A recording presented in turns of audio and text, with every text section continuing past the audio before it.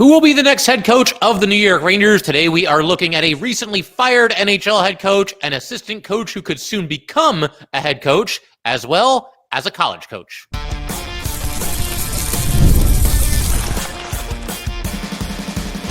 You're Locked on the New York Rangers, your daily podcast on the New York Rangers. Part of the Locked On Podcast Network, your team every day. Welcome back, Blue Shirts fans, to episode number 1302 of the Locked On New York Rangers podcast. I'm your host, John Chick. Just want to thank you guys, as always, for making Locked On New York Rangers your first listen every day. We are free and available on all platforms, including YouTube. And today's episode of Locked On New York Rangers is brought to you by Amazon Fire TV Stick 4K. Turn any TV into your Xbox. No console needed. Head to Amazon.com/Fire TV Locked On to learn more. So, going to continue on this off-season crusade here of trying to figure out who should and who will be the next head coach of the New York Rangers. It's become a little bit more of a tradition on here than I would probably like it to be, because obviously if you're constantly looking for a new head coach, then that means things are a little bit unstable with your franchise, and I think that certainly applies to the New York Rangers, because whoever does end up being the new head coach will be the third head coach for the Rangers in the past 4 seasons. But here we are once again, and we've already covered Mike Sullivan. He was, I say fired. I guess technically it was a mutual agreement to part ways by him and the Penguins. Really just semantics, though, and bottom line, he's no longer there.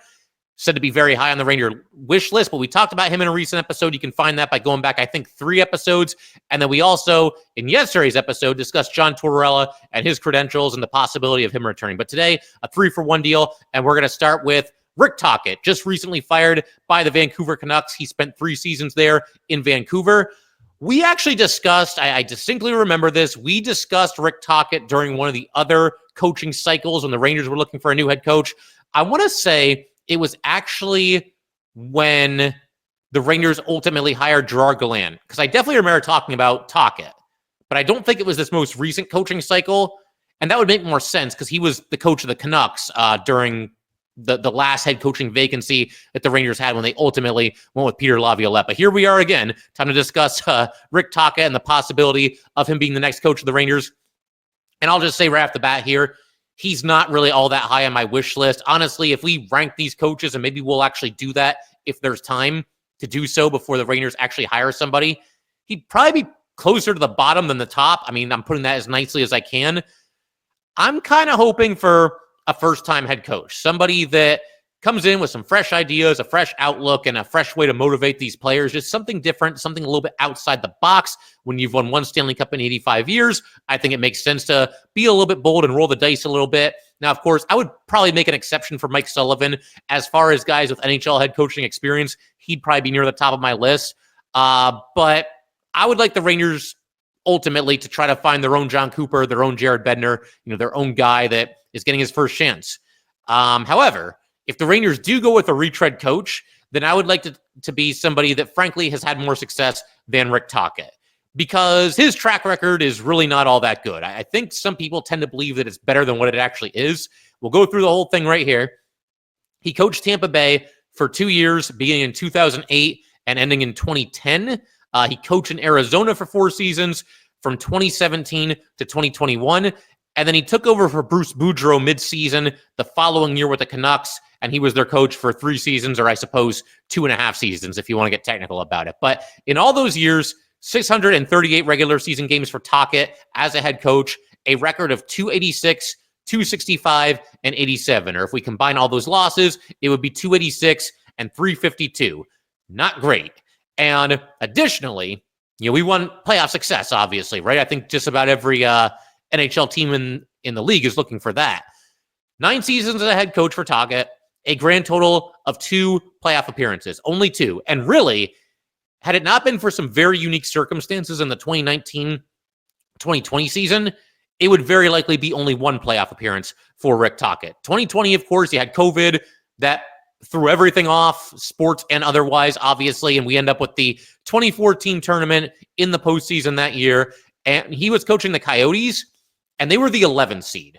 Now, to their credit, they knocked off the 6th-seeded Nashville Predators in the qualifying round before losing in 5 games to the Colorado Avalanche in what was technically considered the first round. But under any usual circumstances, they would not have been playing postseason hockey that year. There were only about 10 or 12 games left in the regular season, and they would have needed to win just about all of them to get into, a traditional playoff field. Again, credit to them for at least winning a series, but they weren't a team that was going to the playoffs that year in all likelihood. So the only other actual playoff appearance for Tocchet coached teams was last season with the Canucks. Not the regular season that just concluded, obviously, but the one before that. By far, that was Tocchet's best season as NHL head coach, his best record. The Canucks went 50-23-9 that season. That was good for 109 points. They beat Nashville in 6 games in the first round. Then they lost to Edmonton in 7 games in the second round. So, yeah, basically that's his only playoff series win, because the 2020 season, that qualifying round doesn't really count as the playoffs. That's how the NHL chose to label it. So really, that was his only traditional playoff series win in his career, the first round last year against Nashville. So essentially, we're talking about 1.5 playoff appearances in 9 seasons for Tocchet, or 2 if we want to be generous. Doesn't really move the needle for me. If you're going to go with a retread coach, then I got to have it be somebody that's had more success than Rick Tocchet. Rick Tocchet is 61 years old right now. And that's not to say that, an older coach can't accomplish anything or can't win a Stanley Cup, but, he's had his chances. He's been with 3 different teams. He's coached 9 different seasons, and it hasn't really amounted to a whole lot of anything. And on top of everything else, think of all the drama with the Vancouver Canucks this past season. That's not all on Rick Tocchet, but certainly when that stuff happens, some of it falls on the head coach, right? At least a decent amount of it has to. I've been saying on here pretty routinely that the 2 most disappointing teams in the NHL this season, certainly the Rangers, I would put them at number 1. I would put the Nashville Predators at number 2.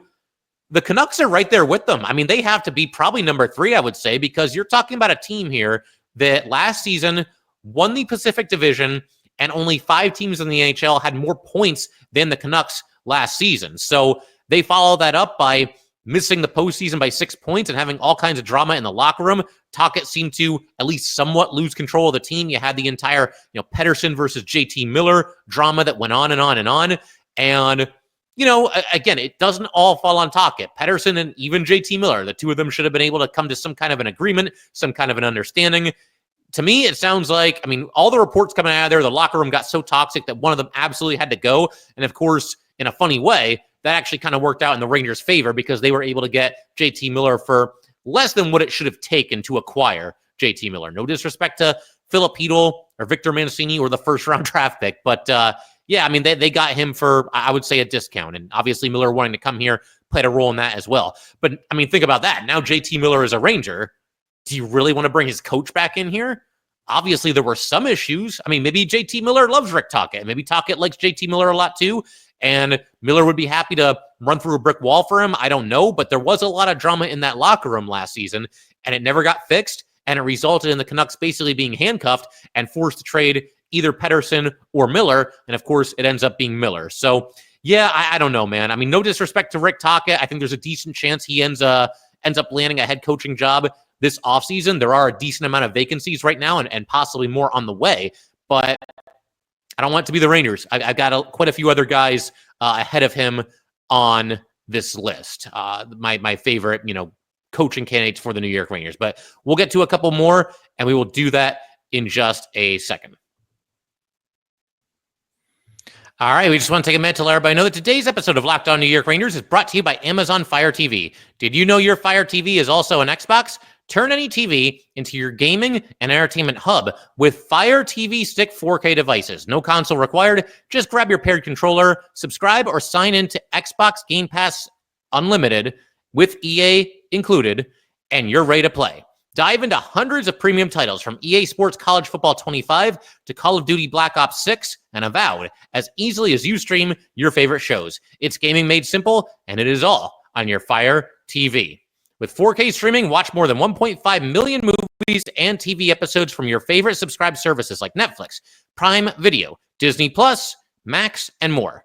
Play high-quality Xbox games at a fraction of the cost of a console. Already have a console? A Fire TV Stick 4K device is more affordable and easier to travel with, allowing you to take your or your kids' games wherever you are plugged in. Head to Amazon.com/Fire TV Locked On to get started.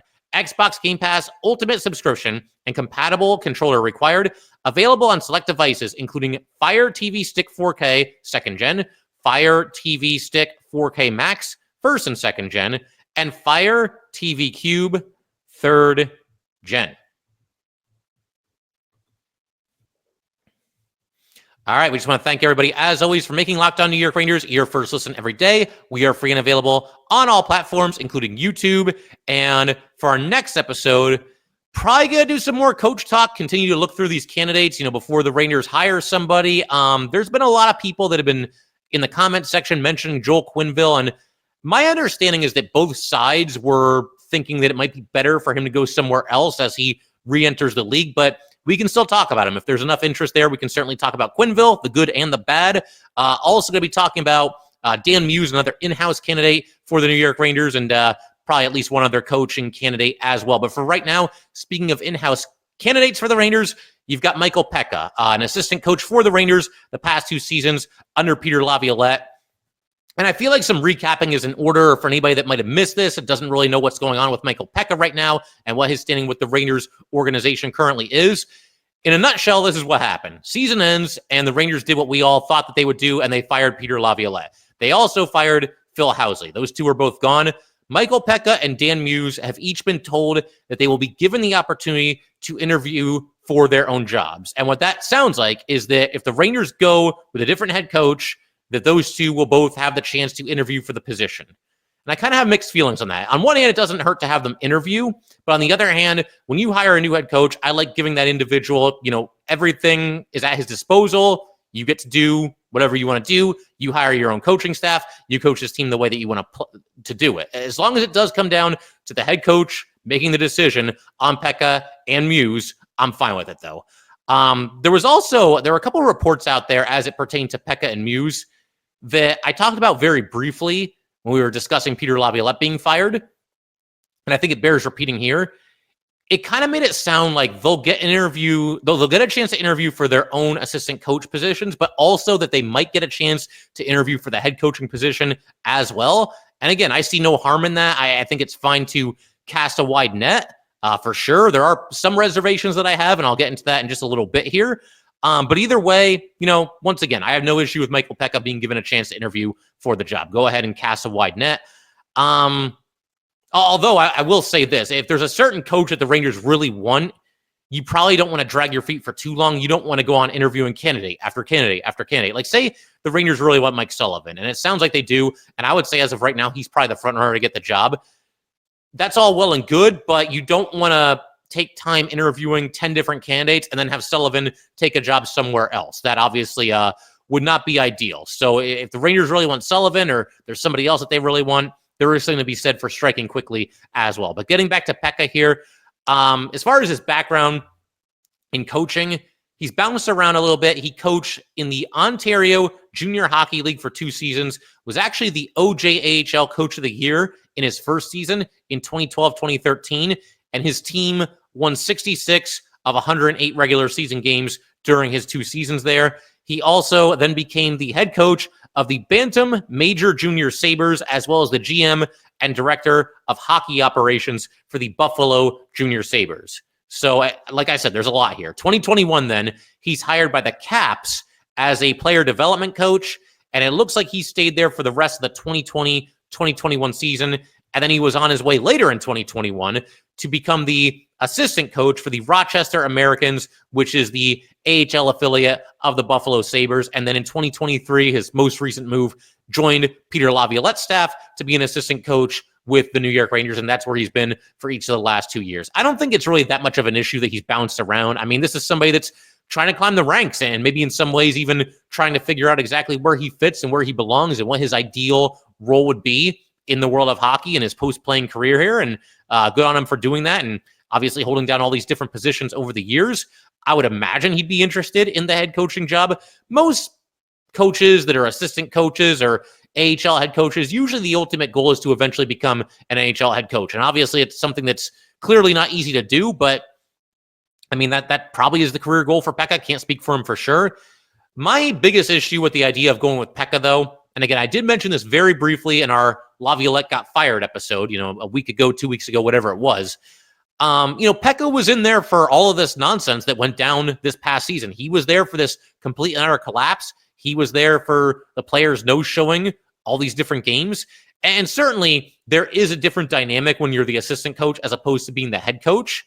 Maybe Peca would have found a way to step in there and put his foot down and figure out a way to reach these players and convince them to, actually look like they give a damn on most nights. That would be a good start, I think, for this Ranger team moving forward. And most of that stuff is going to fall on the head coach. When the team does well, we credit the head coach. When the team does poorly, it's on the head coach. So the assistant coach, by its very nature of the position, not going to be under quite as much of a spotlight. But again, he was in there for all this. He was in there for all this nonsense. And clearly the Ranger coaching staff, for one reason or another, and we can hypothesize a bunch of different things that we have, but they lost the ability to connect with this Ranger team. And I still put it more on the players than I do on the coaches. They're the guys out there. They're the guys that control, how the game goes and whatnot. And certainly you can control your effort. And they didn't do that, but part of it falls on the coaching staff as well. I would think that this group of Ranger players would respond to somebody like Michael Peca. Clearly, you never know with this current core group of players in that locker room. But you're talking about somebody who, during his career, was a very well-respected player when he was, in the NHL as an active player, very hard-nosed player, very scrappy, in-your-face kind of a player, physical player, despite not being the biggest guy on the rink. 5'11", 181 pounds was Michael Peca when he was playing. Won the Selke twice. Finished as a top 5 vote getter in the Selke Award in 7 consecutive seasons. That's no joke. I mean, that's elite defensive forward play if there ever was such a thing. And, hey, maybe this is somebody that can, if you were to be the next head coach, maybe you could convince some of these Ranger players to back check every once in a while. What do you guys think? I think it's at least possible. But I don't know. I mean, he is walking into a firestorm. And like I said, he was part of this, all this nonsense that went down this past season. He would obviously fit the bill of a first-time NHL head coach, and I think there is some appeal there as well. I think he should be given a chance to, like I said earlier, interview for the head coaching job. I also think that it makes sense to allow him to interview for his current assistant coaching role with whoever the next head coach might be if they go with somebody else, as long as he's not being forced upon that new NHL head coach. As far as him being the next head coach of the Rangers, though, I don't really see it, and I don't know that it's the best option. It would be a roll of the dice. It would be something different, and I would think that he'd be able to connect with some of these players at least.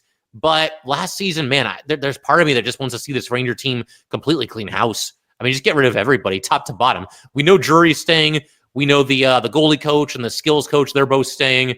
And Muse and Peca are both kind of twisting in the wind right now, so we'll see how that goes. And I also hope that the two of them, Peca and Muse, are both being given the opportunity to interview for other positions if they so desire, because there's no guarantee they're going to be back next season with the Rangers. So you really wouldn't want to leave them twisting in the wind for too long, I don't think. I would imagine they're free to interview with other teams, but we'll see how things shake out. A little bit of a dark horse candidate is Michael Peca.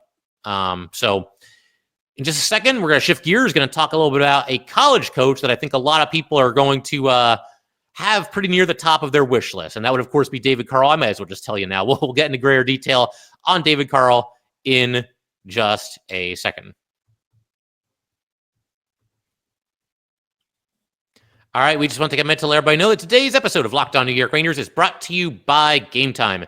The Stanley Cup playoffs are here, and if you've never been to a live NHL playoff game, it is unlike anything else. The intensity, the speed, the energy in the building, it is next level. And thanks to Gametime, getting in the door is easier and more affordable than ever. Gametime is the fastest way to grab playoff tickets, even for those must-see matchups. Prices actually drop as puck drop gets closer, and with last-minute deals, you could save up to 60%. Their all-in pricing shows the total cost up front with none of those annoying surprise fees at checkout. The app even shows you panoramic seat views so you know exactly what you're getting before you buy. Take the guesswork out of buying tickets with Gametime. Download the Gametime app, create an account, and use code LOCKEDONNHL for $20 off your first purchase. Terms apply. Again, that's code LOCKEDONNHL for $20 off. Download the Gametime app today. Last-minute tickets, lowest price, guaranteed. All right, let's go ahead and keep everything rolling here on Locked On New York Rangers. We can close out today's episode by talking a little bit about David Carle, who obviously has made quite the name for himself over the past 7 years as the head coach at Denver, Carle is up there for me as far as my wish list. I would put it's kind of neck and neck between him and Mike Sullivan. Obviously, you're talking about two candidates with vastly different backgrounds and vastly different levels of experience at college versus pro and whatnot. And I'll elaborate on that in just a second. But to begin with, let's go ahead and talk a little bit about Carle's background. 7 seasons as the head coach at Denver, a record of 179, 74, and 17, 2 NCAA championships, and 4 appearances in the Frozen Four in just 7 years. And one of the seasons that he was the coach there actually saw the tournament get canceled. That was again due to COVID. Denver actually made it to the Frozen Four in Carle's first year. And then his second year, they were having another really good season. But that's when, unfortunately, obviously, COVID shut everything down, and him and Denver didn't get a chance to make it back that year. But, I mean, basically, he's had 6 chances to get to the Frozen Four, because we can't count that season. So he's had 6 chances to get to the Frozen Four. He's done it 4 times, and he also has won 2 NCAA championships. What's just as impressive as the track record for me is how much success he's had this early in his coaching career. He is still, despite being in his 7th year there in Denver, just 35 years old. He was 28 when he took over the program.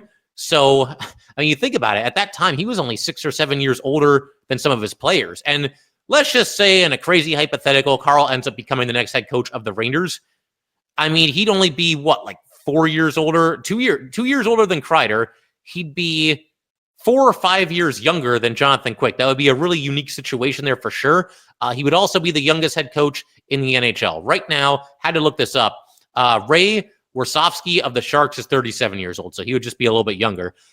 Is he a fit for the Rangers? Would he actually want the job? Part of me says yes, because it's the NHL and it's the Rangers. And like I said before, a lot of these coaches, whether you're in college, the AHL, the OHL, any other HL around the league, the QMJHL, whatever it might be, a lot of times your ultimate goal is to become a head coach in the NHL. And obviously there's only 32 of them at any given point in time. So there's that. And obviously the Rangers, for all their issues, they do have a ton of history. And it is still, I would have to imagine, considered a very prestigious job for anybody that, is coaching in the NHL and anybody that might be interested in it. And on top of that, there is some young talent with this Ranger team. It's not as bleak and as miserable as it looks. I know we just had a absolutely awful season, one of the worst in franchise history, if not the worst. The cupboard is not completely bare, though. The Rangers do have some promising young players coming along, certain young players on the NHL roster right now that, had a poor season this past year, but have played better than this in the past and maybe just need a little kick in the you-know-what to get going again. Looking at guys like Alexis Lafreniere, Keandre Miller, if he's still here, just to name a couple. So there are certain aspects of this Ranger team that I do think would be appealing for Carle or any prospective NHL head coach. But then there's part of me that says no, that Carle is not going to be interested in this at all. To begin with, just look at the coaching vacancy that the Rangers have right now and compare it to the 2 that they've had in recent years. The year that they hired Gallant and the year that they hired Pierre Laviolette.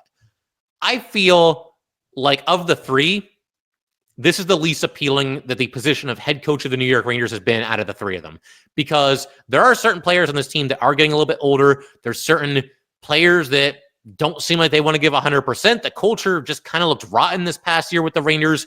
And I just don't know, even if you compare it to the other coaching vacancies around the NHL right now, that coaching candidates are looking at this as the place to be. Now, somebody's going to jump at this opportunity, and somebody is going to be hired, and somebody will be the next head coach of the New York Rangers, and somebody's going to be very, very happy to take that role. I'm just not so sure that it's going to be Carle. When you look at the track record that he's put together at Denver, he's basically got his pick of the litter.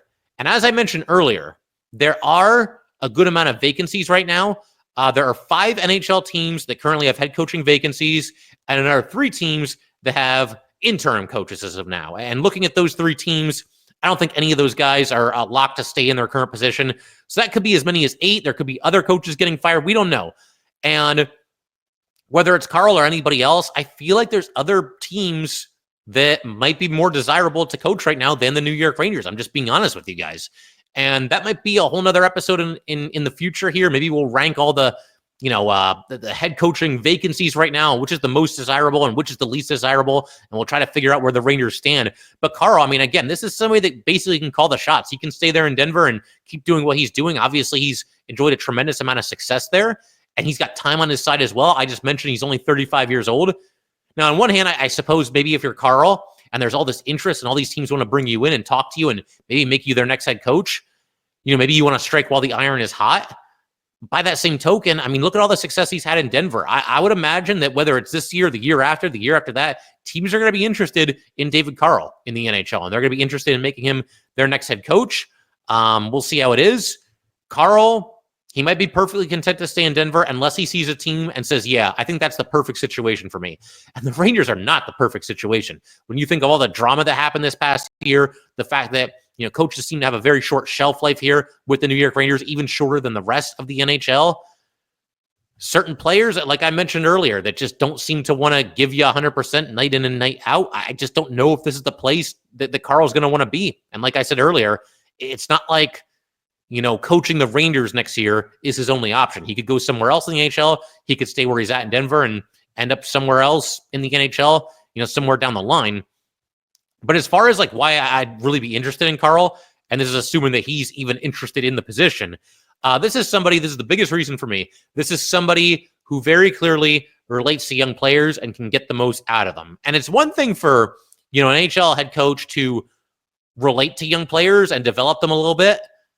Can we start with just playing the young players? Because that's really been a struggle for the last couple of New York Ranger head coaches, whether we're talking Quinn or Gallant, or certainly Laviolette this past season. We're getting to the point this past year where the Rangers are just losing and losing and losing, and they're falling farther and farther and farther out of the playoff picture, and they just want to scratch Gabe Perreault, and they want to scratch Brandon Hoffman, and Brett Berard is in the lineup. At a certain point, it's just like, how are you not going with these guys to try to spark your team a little bit and also get them some experience under their belt? And there were similar situations with both Quinn and Gallant before that. Can we get a head coach that doesn't automatically look at a player who's 26 or younger and say he sucks, I don't want to play him? Can we start there, please? And on one hand, Carle, by the very nature of being a college coach, you're dealing with players that are 18 to 21 years old. So that comes with the job description. You have to be able to get the most out of young players, and the NHL players for the most part are older than that, but he'll have his chance. And the Rangers, I touched on this earlier, the cupboard is not completely bare right now. They have a lot of very young, very important players for this team's future, both in the short term and in the long term. Guys like the big three, as I've been calling them right now: Brett Berard, Brandon Hoffman, Gabe Perreault. Those three are all going to play games for the Rangers next season. I don't think there can be any doubt about that. We can debate about where they might start next season. Will any of them start with the Wolfpack? Will they be called up midseason? Will they just make the team out of training camp? Those are questions that need to be answered, and we'll discuss that in future episodes for sure.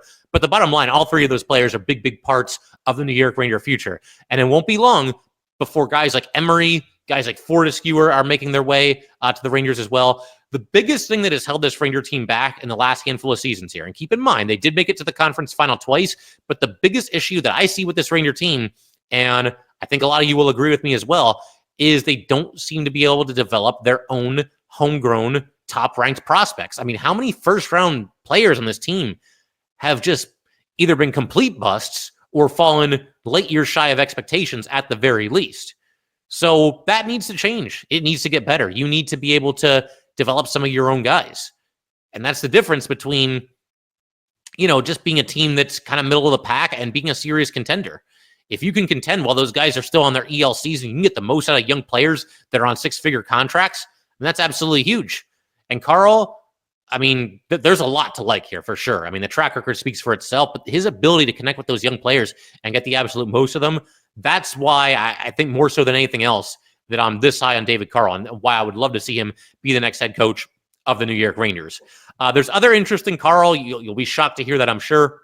Apparently, he is also interviewed with the Ducks, so got to figure he's at least considering the jump to the NHL. My understanding is for a while that the Blackhawks were in on Carle. There was a report that he was maybe the favorite to be the next head coach of the Blackhawks, and then there's a report like a day later that said, oh, no, the Blackhawks are out on David Carle. So who knows for sure? You never can say 100% in any of these situations, but Carle's up there for me. For me, in a perfect world, Carle or Sullivan. Probably in that order. I would probably put David Carle at number one, for the biggest reason being that he develops the young players and he relates to the young players and he gets the most out of the young players. Something which Mike Sullivan, and part of the reason is Pittsburgh's, prospect pool has been so barren in recent seasons, but he hasn't really done that in recent seasons with the Penguins. So I got Carle number 1 as of right now. I got Sullivan number 2. I just don't know that Carle's going to be interested in the Ranger job. I would think if they called him, he would at least interview and nothing to lose, right? But I'm just not so sure that this is going to be the gig that gets him to leave a pretty sweet situation that he's already got there in Denver. And if he does jump to the NHL, I feel like there could be some places that are more desirable to Carle than the Rangers, especially when you consider what a bleep storm this has been over the past year here, the past calendar year or so. But we can call it there. If you guys would like to get in touch with this podcast, please send an email to lockedonnyrangers@gmail.com. Once again, that is lockedonnyrangers@gmail.com. Definitely give us a follow on Twitter as well, @jchick17. Once again, that is @jchik17. And definitely subscribe to the Locked On New York Rangers YouTube channel. Thanks again, guys. I will see you next time.